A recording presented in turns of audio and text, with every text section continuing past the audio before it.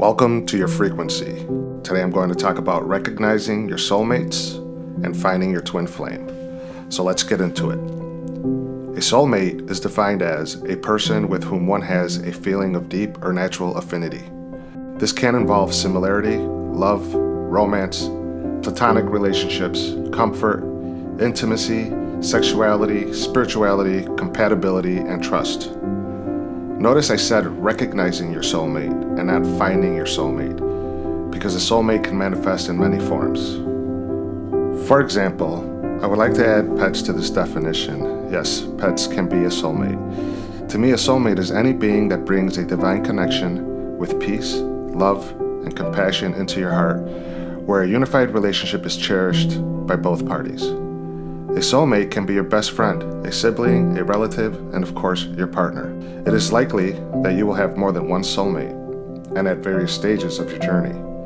Some soulmates become intimate partners, and some may end up becoming a lesson partner.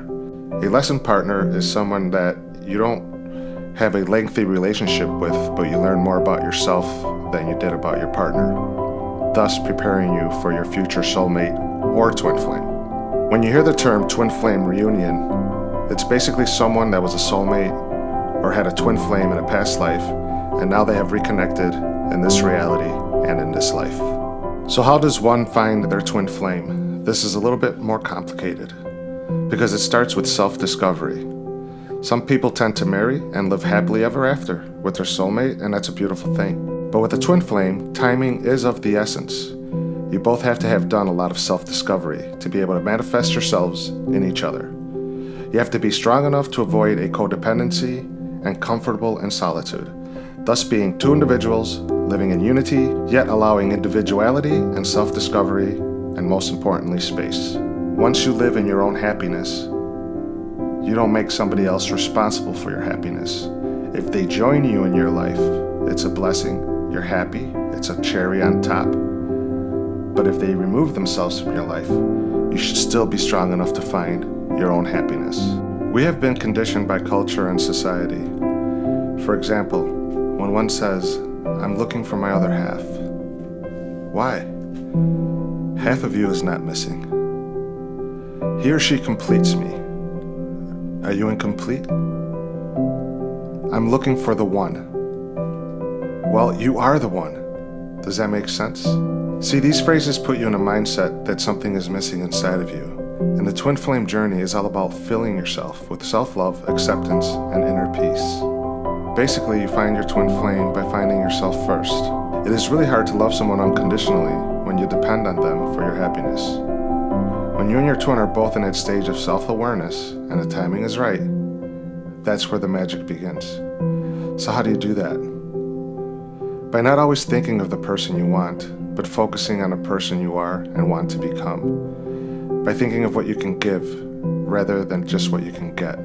Being loved by someone else is not a guarantee, but loving yourself should be. Once you awaken your self-love and are ready to find your twin flame, you will have a less desire to look, as your cup will be full, thus naturally bringing in those that meet your frequency and removing those that don't. An important factor to consider, and why online dating may be difficult for you. When you're constantly swiping left and right on a dating app, you're sending the universe mixed messages and diminishing your manifestation for yourself and your potential to meet your twin flame. Preparing for a twin relationship is not easy, and it does come with its difficulties, especially when we ride an emotional wave when life throws us challenges, creating obstructions of self-love and self-care. For example, you start drinking again, or you pick up a bad habit that you got rid of.